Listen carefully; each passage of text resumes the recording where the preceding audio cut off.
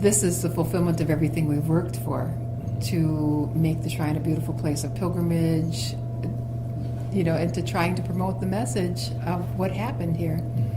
Not that it makes a difference for how the shrine is going to be looked at by the pilgrims who come here, but in the church view and in the world view, having the bishop gone to this length to get the commission going, it's what others need for affirmation of what happened here.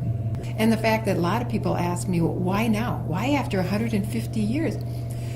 It's now because this message is meant for this time in history. If you look at the state of our children right now, there's no hope, there's no faith, there's nothing to live for, there's a sense of like nothing's been passed on to them that they have hope in.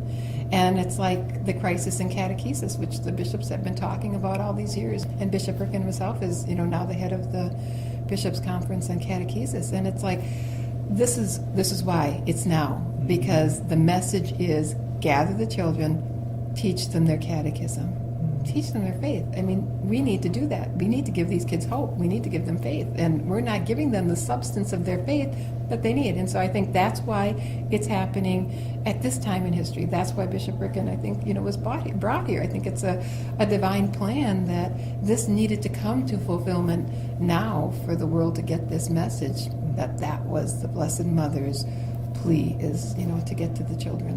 What about preparing for possibly a lot more people coming here? Well, that's, that will be the bigger adjustment. It's been such a quiet place that it's in a way us learning to be able to share that with the whole world, what we've had here and what we've experienced and what we've seen, people experience down there for the last 18 years now, to say, okay, and for the last 150 years. I mean, it's been a place like that, but never to the extent that it's going to be. And I think now more people will be able to come forward and hopefully experience that same sense of peace.